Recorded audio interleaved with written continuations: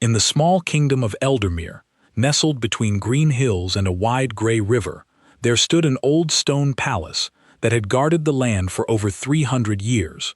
The palace had tall towers, narrow windows, and long hallways where the wind always seemed to whisper something quiet and secret. It was the kind of place where every wall had a story, and every guard walking its halls at night carried more than just a sword. He carried a piece of the kingdom's trust on his shoulders. Among the many guards who served the palace, there was a young man named Thomas Hale. Thomas was 26 years old, tall, with dark brown hair that he kept short and neat under his helmet. He was not born into money or noble blood. His father had been a blacksmith in a small village 2 days' ride from the capital, and his mother had died when Thomas was only 9 years old. Growing up, Thomas learned early that nothing in life came easy. He worked in his father's shop as a boy, pulling on the bellows and sweeping up metal shavings, dreaming of a bigger life beyond the village walls.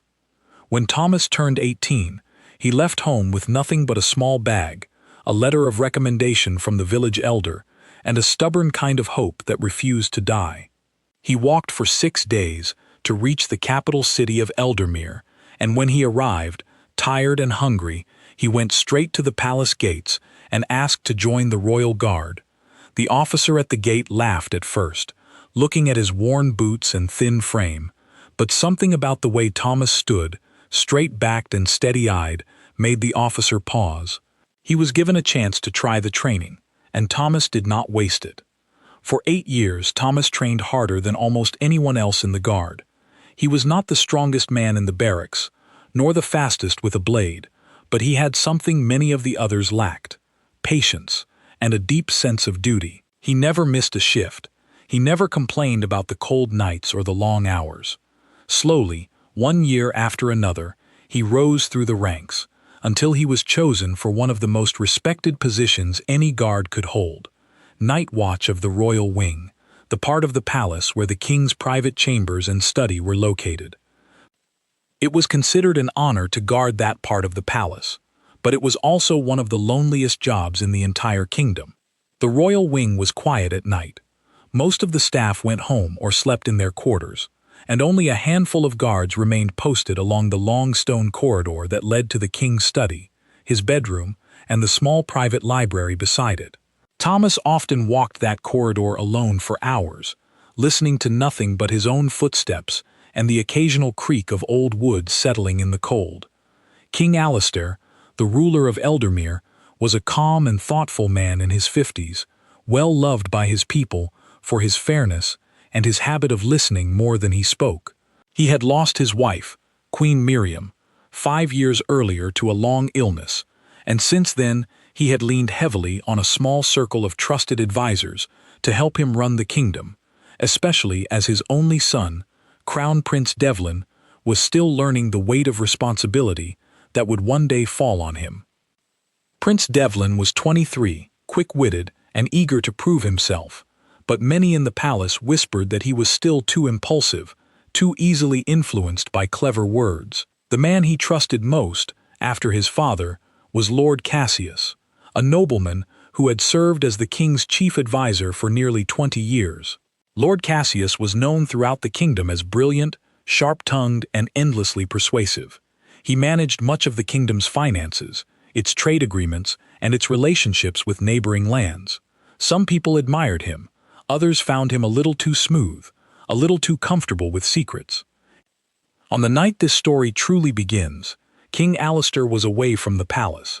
He had traveled 2 days south to attend a peace summit with the neighboring kingdom of Vantoria, a trip that was expected to keep him away for at least a week. Before leaving, he had given strict instructions that his study, the room where he kept his most important documents, letters, and the royal seal used to approve official decrees, should remain locked at all times, and that no one, absolutely no one, was to enter without his permission. Thomas had heard this instruction repeated twice by the head of the guard, Captain Reeves, a stern but fair man who had trained Thomas since his very first day. "The king's study stays locked," Captain Reeves had said, tapping his finger on the wooden table in the guard room. "If anyone tries to enter, you stop them and you report it to me immediately. No exceptions. Not for a lord, not for a lady, not for anyone. Thomas had nodded, thinking little of it at the time. Kings often left such instructions when they traveled. It seemed like ordinary caution, nothing more. For the first 3 nights after the king left, everything was quiet.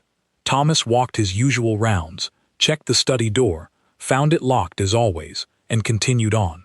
The palace at night had its own rhythm, the distant sound of the kitchen staff finishing their work, the soft footsteps of a maid carrying candles to the upper floors, the occasional bark of one of the king's hunting dogs from the courtyard below. Thomas had grown used to these sounds over the years. They were the heartbeat of the palace, steady and familiar. But on the 4th night, something changed. It was well past midnight when Thomas made his way down the long corridor toward the king's study, his boots echoing softly against the stone floor. The corridor was lit only by a few flickering torches set into iron holders along the wall, casting long shadows that danced and stretched with every gust of wind that slipped through the narrow windows. Thomas had walked this same path hundreds of times before, and he barely needed to think about where he was going. His mind was somewhere else that night, thinking about a letter he had received from his father back in the village, when he suddenly stopped in his tracks. There was a voice. At first, Thomas thought he had imagined it. He stood still, listening carefully, his hand resting on the hilt of his sword out of habit. Then he heard it again, a voice, low and angry, coming from somewhere ahead of him. It was hard to make out any words, just the tone of it, sharp and tense, like 2 people arguing in hushed but furious whispers. The voice seemed to be coming from the direction of the king's study. That could not be right. The king was away. The study was locked. No one was supposed to be inside. He moved forward slowly, careful to keep his footsteps quiet, something his years of training had taught him well. As he got closer to the heavy wooden door of the study, the voice grew louder, and now he could hear that there were actually 2 voices, both male, both clearly upset about something. One voice was younger, quicker, filled with a kind of desperate energy. The other was older, calmer, but with a coldness underneath it that made the hair on the back of Thomas's neck stand up. He reached the door and paused just outside it, his hand hovering near the handle. His training told him to knock, to announce himself, to follow protocol. But something about the tension in those voices made him hesitate. He leaned in closer instead, pressing his ear gently near the gap between the door and its frame. "You cannot keep pushing me like this," the younger voice was saying, breathless and shaking with emotion. "This is not what we agreed. You told me this would help the kingdom, not." "Keep your voice down," the older voice snapped, sharp as a blade. "Do you want the whole corridor to hear you? Everything I have done for the good of Eldermere. You are too young to understand the weight of these decisions." "The good of Eldermere," the younger voice shot back, louder now, cracking with frustration. "Or the good of your own pockets. I saw the numbers, Cassius. I saw what you have been moving out of the treasury. That is not what my father agreed to. That is not what I agreed to." Thomas froze completely, his hand still resting lightly on the door. Cassius. Lord Cassius, the king's most trusted advisor, was inside the locked study, arguing with someone who now, from the sound of it, could only be one person, Crown Prince Devlin himself. His mind raced. Why would the prince and Lord Cassius be inside a room the king had specifically ordered to remain locked? And what was this talk of numbers, of money moving out of the treasury? Thomas knew he had a decision to make, and he had only seconds to make it. He could knock on the door, announce his presence as protocol demanded, and risk both men simply closing the conversation and giving him some smooth explanation that he, a simple guard, would have no way to question. Lord Cassius was clever with words. He could talk his way out of almost anything, and Thomas, despite his years of service, still held one of the lowest ranks among the palace guards. If he accused the prince and the king's most powerful advisor of wrongdoing without solid proof, he could lose his position entirely, or worse. Or he could stay quiet, listen a little longer, and try to understand exactly what was happening before doing anything at all. Thomas chose to listen. He stayed pressed close to the door, his breathing slow and careful, straining to catch every word through the thick wood. "You act as though I have done something shameful," Lord Cassius continued, his voice lower now but no less firm. "I have kept this kingdom stable for 20 years, Devlin. 20 years while your father grieved your mother and slowly lost interest in the smaller details of ruling. Someone had to keep the wheels turning. Someone had to make the difficult choices. Difficult choices do not include forging my father's signature," Prince Devlin said, and Thomas felt a cold shiver run down his spine at those words. "I saw the document, Cassius. That was not his handwriting. That was yours, copying his." There was a pause, long and heavy, before Lord Cassius spoke again, his voice now dropping into something almost gentle, almost kind, the tone of a man trying to calm a frightened animal. "Devlin, listen to me. The trade agreement with Vantoria needed to be signed before your father left for the summit, or Eldermere would have lost an enormous opportunity. Your father was busy. I acted in his interest, exactly as I have always acted in this kingdom's interest. There is nothing sinister here." "Then why hide it?" the prince demanded. "Why meet in secret, at night, in a locked room? If everything you say is true, why not simply tell my father when he returns?" Another pause. Thomas could almost picture Lord Cassius choosing his next words carefully, the way a chess player studies the board before moving a piece. "Because your father is not a young man anymore," Cassius finally said, "and soon the responsibility of this kingdom will fall to you. I have been preparing the way, Devlin, smoothing the path. There are certain agreements, certain arrangements, that will benefit you greatly when you take the throne, arrangements that your father, in his old-fashioned caution, might never approve. I am simply thinking ahead, for your future, for the future of Eldermere." Thomas's stomach tightened. This was no longer simply the sound of two men arguing over palace business. This was something far more serious, a plot, carefully built over time, hidden behind years of trusted service and clever words. He knew he had heard enough. He needed to step back from that door immediately and think carefully about what to do next, because the moment he acted, there would be no undoing it. Just as Thomas began to ease back from the door, his boot scraped ever so slightly against a loose stone in the floor. The voices inside stopped instantly. Thomas's blood ran cold. He held perfectly still, not even daring to breathe, as silence stretched out on the other side of the door. Then, footsteps. Someone was walking toward the door.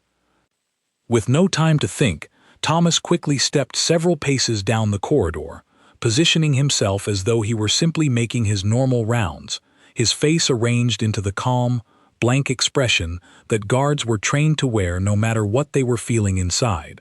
His heart pounded so loudly in his chest that he was certain someone would hear it. The study door opened just a crack, and Lord Cassius's sharp eyes peered out into the corridor. He looked left, then right, his gaze sweeping over Thomas, who stood a good distance away, appearing entirely unbothered, as though he had just turned the corner. "Guard," Lord Cassius said, his voice smooth and controlled once more, no trace of the tension from moments earlier. "Is everything well on your rounds tonight?" "Yes, my lord," Thomas answered, keeping his voice steady and respectful, exactly as he had been trained. "Quiet night." Lord Cassius studied him for a long moment, his expression unreadable, before nodding slowly. "Good. Carry on then." He closed the door again, and Thomas heard the soft click of the lock, turning from the inside. Thomas continued his rounds as though nothing had happened, walking to the end of the corridor and back, his mind spinning the entire time. He did not sleep that night, not even during the short break he was given before dawn. He sat in the guard room, staring at the wall, turning over everything he had heard again and again. A forged signature, secret arrangements, money moving from the treasury, and the two men involved were not strangers or common criminals. One was the kingdom's most powerful advisor, and the other was the future king of Eldermere himself. Who could Thomas possibly tell? If he went to Captain Reeves, would the captain believe him, a low-ranking night guard, over the word of Lord Cassius? And even if Captain Reeves believed him, would he be brave enough to act against a man as powerful and well-connected as Cassius, especially with the king away and unreachable for days. Thomas realized, sitting alone in that quiet guard room as the first light of morning crept through the small window, that he was now carrying a secret far heavier than anything he had ever carried before. And he had no idea yet just how dangerous that secret would turn out to be. He thought back, in those early morning hours, to something his father had told him many years ago, back when he was still a boy, working the bellows in the blacksmith shop. His father had been a quiet man, not given to long speeches, but Thomas remembered one evening in particular, when a neighbor had come to the shop complaining that another villager had cheated him in a trade of goods. His father had listened patiently, then said something Thomas never forgot. He said that a man's real character was not shown by what he did when everyone was watching, but by what he did when no one was watching at all, and no one would ever know if he simply looked away. Sitting in the guardroom that morning, exhausted and afraid, Thomas understood for the first time just how true those words were. No one would ever know if he simply forgot what he had heard outside that study door. He could go on with his duties, collect his pay, and live a comfortable, unremarkable life as a palace guard for the rest of his days. Lord Cassius was powerful, respected, and clever, and Thomas was only one man, with no proof and no standing to challenge him. But something inside Thomas refused to let the matter rest. It was not simply about loyalty to the king, though that mattered to him greatly. It was something deeper, a feeling that had been growing in him since he was a boy walking 6 days to the capital with nothing but hope in his chest. He had come to this palace because he believed in something larger than himself, in the idea that a kingdom should be ruled with fairness and honesty, and that even the smallest person within it had a duty to protect that fairness whenever it was threatened. He could not simply pretend he had heard nothing. It was not in him. By the time the sun had fully risen over the palace walls, Thomas had made his decision. Whatever the cost, he would find out the truth, and if that truth was as dark as it sounded, he would not rest until it was brought into the light. Over the next 2 days, Thomas tried to act as normal as possible, but his mind would not rest. He watched Lord Cassius more closely than he ever had before, noticing small details he had never paid attention to previously.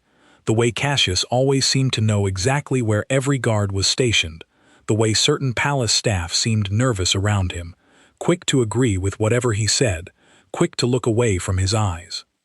Thomas also noticed something else. Prince Devlin, who was usually seen walking confidently through the palace halls, greeting staff with a friendly word or a light joke, had become quiet and withdrawn. He kept mostly to his own chambers, and when Thomas did see him in passing, the young prince's face carried a heaviness that had not been there before, a look of someone wrestling with a decision far too big for him to carry alone. On the 3rd day, Thomas made a choice. He decided he needed to find proof, something solid, something undeniable, before he brought this matter to anyone.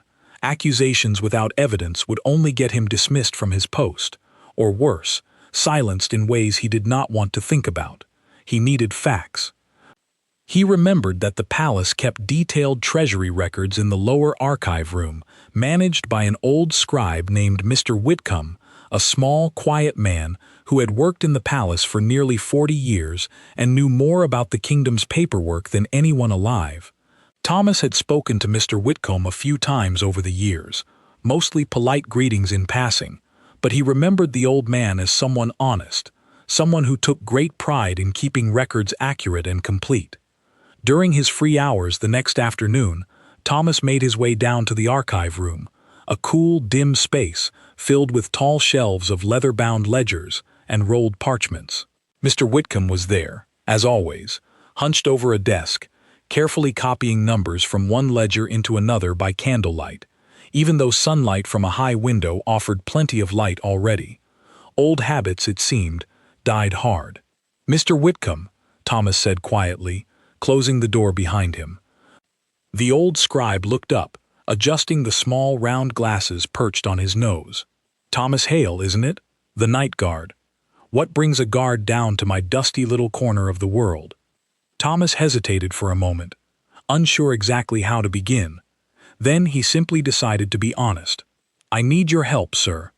And I need you to trust me, even though what I am about to say might sound strange." Mr. Whitcomb set down his quill, studying Thomas carefully. There was something in the old man's eyes, a sharpness that suggested he had seen many strange things over his 40 years in the palace, and was not easily surprised. "Go on," Mr. Whitcomb said simply. Thomas told him everything: the voices he had overheard outside the king's study, the mention of a forged signature, the talk of money leaving the treasury, the secrecy of it all. He watched Mr. Whitcomb's face carefully as he spoke, half expecting the old man to dismiss the whole story as nonsense, or worse, to report him immediately for spreading dangerous accusations about powerful people. Instead, Mr. Whitcomb's expression grew more and more troubled as Thomas spoke, until finally, when Thomas finished, the old scribe let out a long, slow breath and rubbed his tired eyes. "I had wondered," Mr. Whitcomb said quietly, almost to himself. "For months now, I had wondered." "Wondered what, sir?" Mr. Whitcomb stood up slowly, walking over to one of the tall shelves and running his fingers along the spines of several ledgers before pulling one down. He carried it back to the desk and opened it carefully, flipping through pages covered in neat rows of numbers. "Here," he said, pointing to a column of figures, "payments to a trading company in Vantoria, growing larger and more frequent over the past year. And here," he flipped several pages forward, "land grants, small parcels along the northern border, transferred quietly, without the usual public announcement that such grants require. I noted these things because they seemed unusual to me, but I told myself it was not my place to question the decisions of the king's advisor. I assumed His Majesty had approved them and simply preferred to keep certain matters private. But the king has been distracted, hasn't he?" Thomas said slowly, the pieces beginning to fit together in his mind. "Since the Queen passed, Lord Cassius has been making decisions in his name, decisions the king may never have actually approved." Mr. Whitcomb nodded gravely. "It is possible, I cannot say for certain, but if what you overheard is true, and if this signature truly was forged, then yes, Lord Cassius may have been quietly moving the kingdom's wealth and land for his own benefit, hiding behind the king's trust and the prince's inexperience." Thomas felt a knot tighten in his stomach. This was bigger than he had imagined, far bigger. It was not simply a private disagreement between two men. It was the slow, careful theft of an entire kingdom's future, happening in plain sight, disguised as ordinary business. "We need more proof," Thomas said. "Real proof, something we can show the king the moment he returns." Mr. Whitcomb closed the ledger slowly, his weathered hands trembling slightly, though whether from age or nerves, Thomas could not tell. "This is dangerous ground we are walking onto, young man. Lord Cassius has eyes and ears throughout this palace. If he learns that we are gathering evidence against him, he will not hesitate to protect himself, whatever that requires." "I know," Thomas said quietly, "but I cannot simply pretend I heard nothing. This is my kingdom too, Mr. Whitcomb. I may only be a guard, but I swore an oath to protect it, and that oath means something to me." The old scribe looked at Thomas for a long moment, and something in his expression softened, a kind of respect mixed with worry. "Then we will need to be very careful," he said finally, "and we will need help from someone with enough standing in this palace that people will actually listen." Thomas thought immediately of Captain Reeves, but something held him back from approaching the captain just yet. He wanted more solid evidence first, something undeniable, before bringing anyone else into this dangerous situation. There was, however, one other person Thomas thought of, someone with even more standing than Captain Reeves, someone who had known King Alistair for decades and who had no love lost for Lord Cassius. The king's aunt, Lady Eleanor, a sharp, elderly noblewoman who lived in a quiet wing of the palace and rarely involved herself in political matters, but who was known for her fierce loyalty to her family and her long memory for old grudges. Lady Eleanor had never fully trusted Lord Cassius, a fact she had made no secret of over the years, though most people dismissed it as simple stubbornness from an old woman set in her ways. Thomas decided that Lady Eleanor might be exactly the ally they needed. The next evening, before his night shift began, Thomas requested a brief audience with Lady Eleanor, sending word through one of her attendants that it concerned a matter of great importance to the royal family. He half expected to be turned away. After all, why would an elderly noblewoman agree to meet privately with a common guard? But to his surprise, word came back within the hour that Lady Eleanor would see him.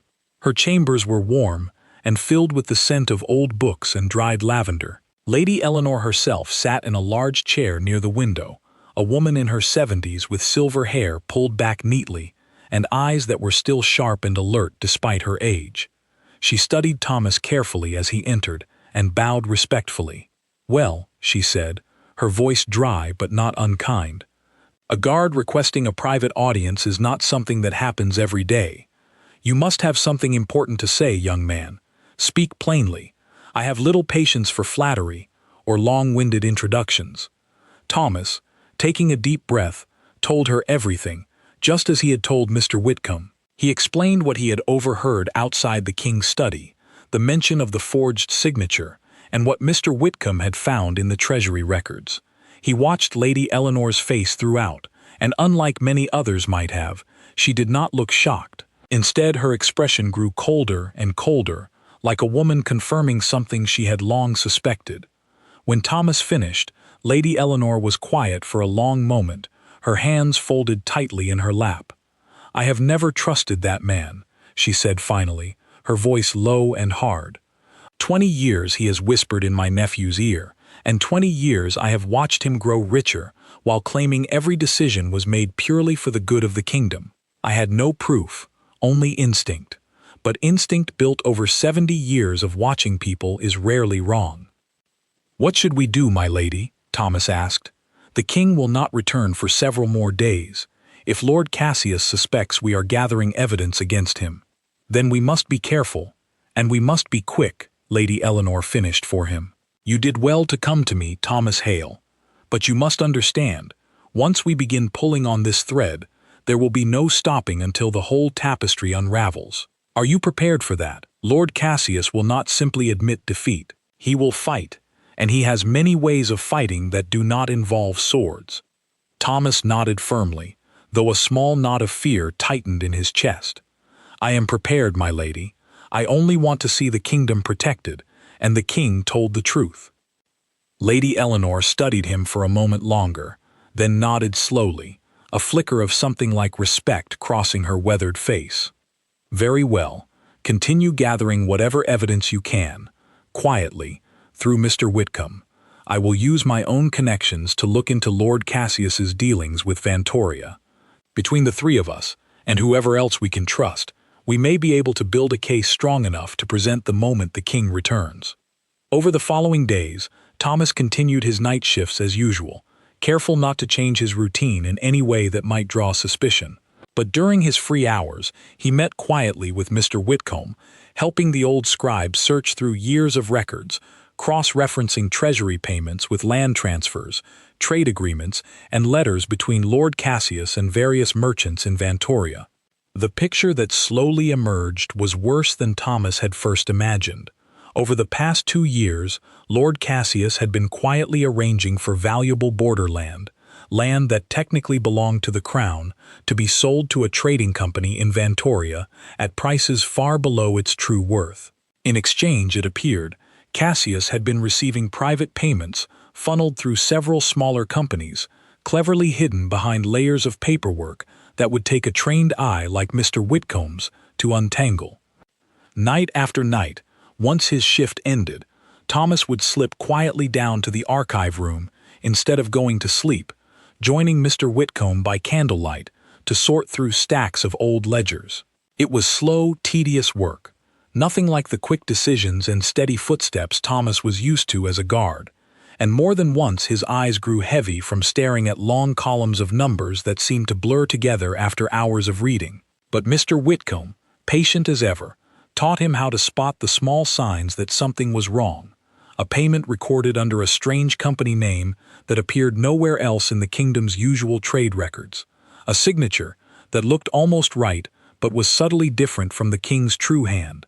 A date that did not quite match the official calendar of royal business. "You have a good eye for this," Mr. Whitcomb told him one night, after Thomas had spotted an inconsistency the old scribe himself had nearly missed. Patience is a rarer gift than people realize. Most men want the answer quickly, without doing the slow work of looking closely first. Thomas smiled faintly at the compliment, though his mind stayed heavy with worry the entire time. Each new document they uncovered only made the truth harder to ignore, and harder to imagine walking away from. The forged signature Prince Devlin had mentioned, they discovered, was on a document finalizing yet another such land transfer, one that would have taken place while the king was away at the peace summit, safely out of reach to notice or object. Meanwhile, Lady Eleanor used her own quiet connections, old friends, former ladies-in-waiting, and a network of relationships built over decades, to confirm that Lord Cassius had indeed been meeting privately with representatives from Vantoria far more often than his official duties required, and always without informing the king directly of these meetings. Thomas also kept a careful, quiet eye on Prince Devlin, and slowly, over several days, he began to understand something important.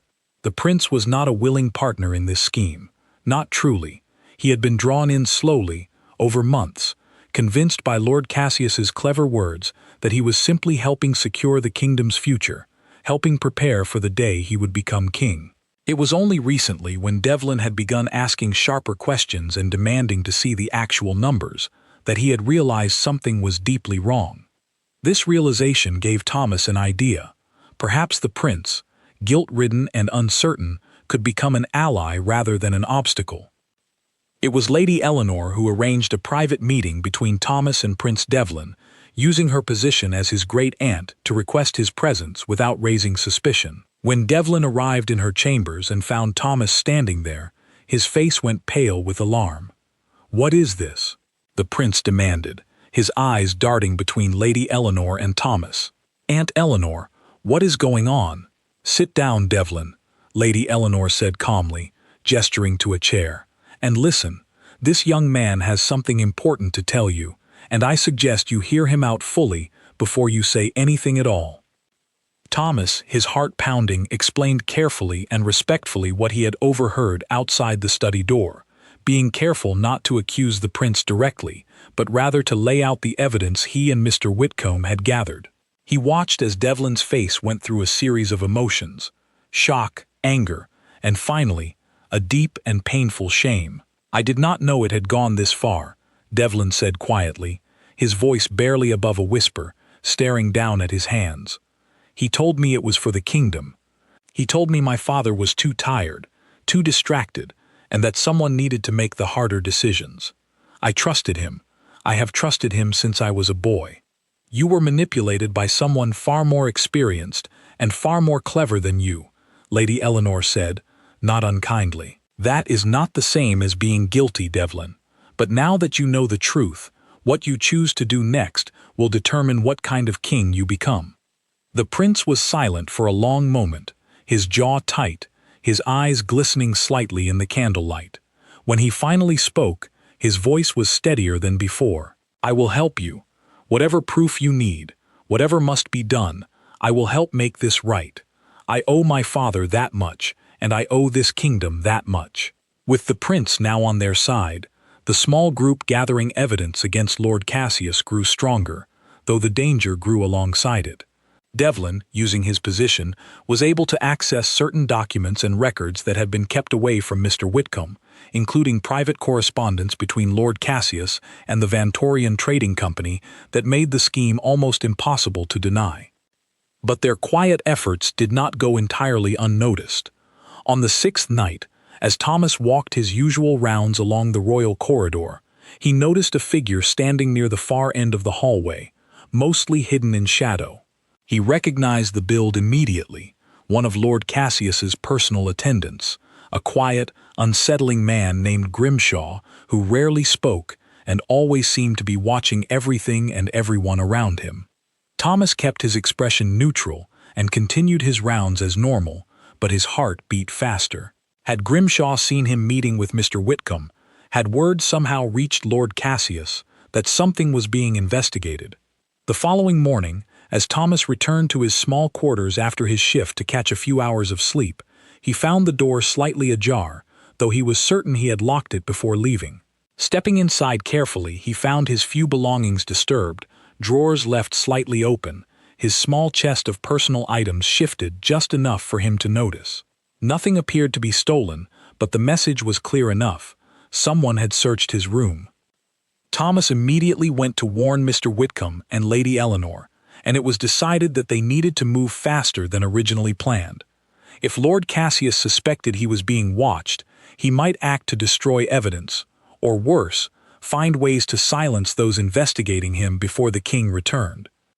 Lady Eleanor, drawing on her authority as a senior member of the royal family, sent an urgent private letter to King Alistair at the peace summit, carefully worded to avoid revealing too much in case it was intercepted, but clear enough to convey that a matter of grave importance required his immediate return to the palace. 2 days later, word came back that the king, alarmed by his aunt's unusual and urgent message, was cutting his diplomatic trip short and would return to the palace within 3 days. Those 3 days felt like the longest of Thomas's life. He continued his night shifts as normal, though every shadow in the corridor now seemed to hold a possible threat, and every glance from Lord Cassius's attendants made his skin crawl with unease. He noticed Grimshaw watching him more openly now, no longer bothering to hide in the shadows, a silent and unspoken warning that they knew something was happening, even if they did not yet know exactly what. On the second night, as Thomas made his rounds, he was suddenly approached in a dim section of the corridor by Lord Cassius himself, who stepped out from a side passage as though he had been waiting there deliberately. "Guard Hale," Lord Cassius said smoothly, using Thomas's full name for the first time, which made it clear he had taken the trouble to learn exactly who Thomas was. "A word, if you don't mind." Thomas kept his posture straight and his expression calm, though his pulse raced. "Of course, my lord. I understand you have been spending a great deal of time in the archives lately," Cassius said, his tone light and conversational, though his eyes were sharp and cold. "Quite unusual for a night guard. I wonder what could possibly interest you down there, among all that dusty paperwork." "I have always enjoyed history, my lord," Thomas replied carefully, his voice steady despite the fear coiling in his stomach. "Mr. Whitcomb has been kind enough to share some old records with me during my free hours." Lord Cassius studied him for a long, uncomfortable moment, his lips curving into a thin, humorless smile. "How interesting. Well, I would advise you to be careful, Guard Hale. This palace can be a dangerous place for those who involve themselves in matters beyond their station. Accidents happen, you understand. Even to the most careful of men." The threat, though wrapped in polite words, was unmistakable. Thomas felt a chill run through him, but he forced himself to hold Lord Cassius's gaze without flinching. "I appreciate the warning, my lord," Thomas said quietly. "I will be careful." Lord Cassius held his gaze a moment longer, before finally nodding and walking away, his footsteps echoing down the corridor until they faded into silence. Thomas stood alone for several minutes afterward, his hands trembling slightly, before forcing himself to continue his rounds. That night, he did not sleep at all. The following evening, before his shift began, Thomas decided to take a different route through the palace, avoiding the main kitchen passage he normally used to reach the guardroom. He told himself it was simple caution, nothing more, but as he walked through a narrower servants' corridor near the western stairwell, he heard low voices ahead, coming from a small storage room used mostly for candles and cleaning supplies. He slowed his steps, staying close to the wall, and recognized one of the voices immediately. It was Grimshaw, Lord Cassius's attendant, speaking quietly with another man Thomas did not recognize, someone dressed in plain traveling clothes rather than palace livery. "The stairwell by the old kitchen, late, when the halls are empty," Grimshaw was saying. "Make it look like a fall. Guards trip on those steps all the time. Everyone knows they are worn smooth. No one will think twice about it." Thomas's blood turned to ice. He did not need to hear more to understand exactly what was being planned, and exactly who the target was likely to be. He backed away slowly, careful not to make a sound, and did not breathe easily again until he was well clear of that corridor. He went straight to Lady Eleanor's chambers, even though it was not the hour he was expected, and explained in a low, urgent voice what he had overheard. Lady Eleanor's face grew grave as she listened, and she immediately sent word to Captain Reeves without revealing the full truth of the matter, asking only that extra guards be posted near the old kitchen stairwell that night, and that Thomas himself be reassigned to a different corridor for his own safety until the king returned. Captain Reeves, though puzzled by the sudden request, trusted Lady Eleanor enough not to question it and arranged the change quietly. That night, Thomas walked a different corridor, farther from the western stairwell, his hand resting tensely on the hilt of his sword the entire shift, half expecting trouble to find him anyway. It did not, but the closeness of the threat stayed with him, a cold reminder of exactly how much was at stake, and how far Lord Cassius and those loyal to him might be willing to go to protect their secret. It was after this night that Lady Eleanor decided they could wait no longer, and sent her urgent letter to the king, cutting short whatever caution they might otherwise have exercised in favor of speed. Finally, the day of the king's return arrived. Word spread through the palace that His Majesty's carriage would arrive by mid-afternoon, and the entire household began preparing for his arrival, though most had no idea of the storm that was quietly building beneath the surface of ordinary palace life. Thomas, along with Mr. Whitcomb, Lady Eleanor, and Prince Devlin, had spent the previous night carefully organizing every piece of evidence they had gathered: the treasury records, the land transfer documents, the private letters between Lord Cassius and the Vantorian Trading Company, and the forged document itself, which Devlin had managed to retrieve and keep hidden away safely. When King Alistair finally arrived at the palace, tired from his journey but relieved to be home, he was met almost immediately by Lady Eleanor, who requested an urgent private audience before he had even finished removing his traveling coat. Sensing the seriousness in his aunt's expression, the king agreed at once, and the small group, Lady Eleanor, Prince Devlin, Mr. Whitcomb, and Thomas himself, gathered quietly in the king's private receiving room, away from the busy comings and goings of the rest of the palace staff. King Alistair listened in growing silence as the evidence was laid out before him, piece by piece. He examined the forged document closely, his face growing paler with each detail Mr. Whitcomb explained about the treasury records and the pattern of land transfers over the past 2 years. When Prince Devlin spoke, his voice trembling slightly as he admitted his own role in unknowingly helping the scheme along, King Alistair's expression shifted from shock to a deep, quiet sadness. 20 years, the king said softly, almost to himself, staring down at the documents spread across the table. 20 years I trusted that man with everything. I trusted him with my kingdom, with my son, with decisions I was too tired and too grieving to make myself. He looked up, his eyes finding Thomas's. And it was you, a night guard, who uncovered all of this? I only overheard something I was not meant to hear, Your Majesty, Thomas said quietly, bowing his head respectfully. The rest was the work of Mr. Whitcomb's careful records, Lady Eleanor's wisdom, and the prince's courage in coming forward. King Alistair studied Thomas for a long moment, something unreadable passing across his tired features. There are men who would have said nothing, Thomas Hale. Men who would have decided it was safer, easier, to simply look away. You did not look away. That kind of courage is rare, and it will not be forgotten. That very evening, King Alistair summoned Lord Cassius to his private chambers under the pretense of discussing the outcome of the peace summit. Unaware that his schemes had been uncovered, Cassius arrived confident and composed as always. But the moment he stepped into the room and saw the documents laid out on the table, the king's guards standing quietly along the walls, and the grave expressions on every face present, his composure finally began to crack. The confrontation that followed was quiet, but firm.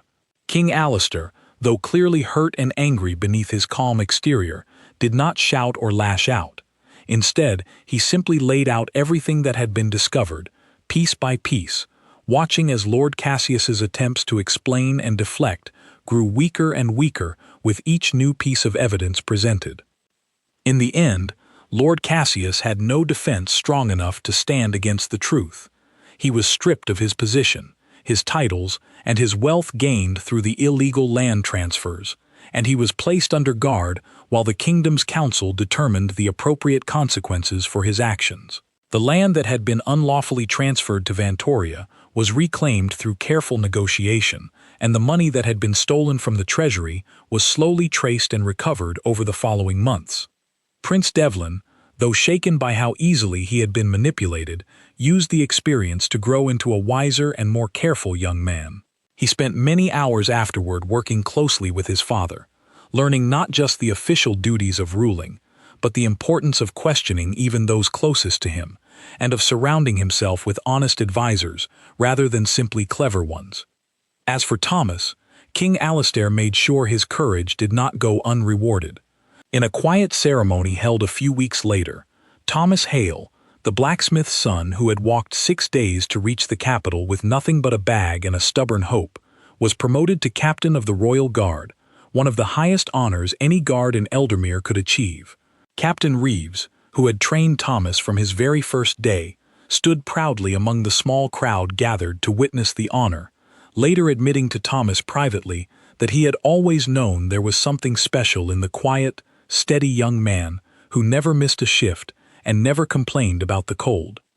Mr. Whitcomb returned to his beloved archives, though he found himself treated with a new level of respect throughout the palace, his decades of careful record-keeping finally recognized as the invaluable service it had always been. Lady Eleanor, satisfied that her long-held instincts about Lord Cassius had finally been proven correct, returned to her quiet chambers, though she made a point of checking in on Thomas from time to time, always with a sharp comment and a small, approving smile. Years later, long after the events of that mysterious night had become a well-known story told throughout the kingdom, people would often ask Captain Thomas Hale what had made him listen at that door, instead of simply walking away, what had given him the courage to keep pulling at a thread that could have easily cost him everything. Thomas would always answer the same way, with the same quiet honesty that had defined him since he was a boy sweeping metal shavings in his father's shop. He would say that he had never set out to be brave. He had simply refused to look away from something that felt wrong, and he had trusted that doing the right thing, even when it was difficult, even when it was frightening, was always worth the risk. And in the halls of the palace, long after that night, guards both new and old would sometimes pause near the king's study, remembering the story of the young night guard who had heard mysterious shouting from within and who had refused to simply walk away. The kingdom of Eldermere did not change overnight because of what Thomas had uncovered. Kingdoms rarely change that quickly, but in the months that followed, King Alistair grew more careful about who he trusted with the smaller details of ruling, more willing to ask questions even of those closest to him, and more present in the daily business of the crown than he had been in years. Some said the shock of Lord Cassius's betrayal had shaken him out of the quiet grief he had carried since the Queen's passing, giving him back some of the sharpness and attention his people remembered from his younger years.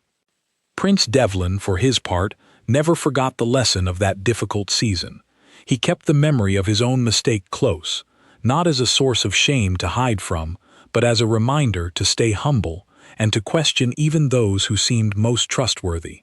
Years later, when he finally took the throne after his father's long and peaceful reign came to its natural end, those who had known him as a young man often remarked on how different he seemed from the impulsive prince he had once been, steadier, more thoughtful, and always willing to listen to the smallest voice in the room, remembering perhaps that it had once been a quiet night guard who had saved his kingdom, and saved him, from a mistake that could have cost them both everything. Lord Cassius spent the remainder of his years far from the palace he had once ruled from the shadows, stripped of the influence and comfort he had spent decades building. Some said he grew bitter in his exile. Others said he eventually came to understand the weight of what he had done, though few in Eldermere cared to find out which was true. His name became, over time, a quiet warning told to young advisors and officials entering royal service, a reminder that cleverness without honesty always finds its ending eventually, no matter how long it takes. As for Thomas, he served as captain of the Royal Guard for many years, training new recruits with the same patience and steadiness that had once carried him through his own early days in the barracks. He never spoke much of that mysterious night outside the king's study, unless someone asked him directly, and even then, he told the story simply, without embellishment, the way a man tells a story he has made peace with, rather than one he still needs to prove. He married, in time, a kind and clever young woman who worked in the palace kitchens, and together they raised a small family in a modest home not far from the palace walls, close enough that Thomas could still walk to his post each evening, the same steady walk he had always known, past the same stone corridors, beneath the same flickering torches, though the palace itself, and the kingdom around it, had quietly become a little safer, a little more honest, because one night a young guard had chosen to listen at a door he was never meant to hear through, and had refused, in the end, to simply walk away.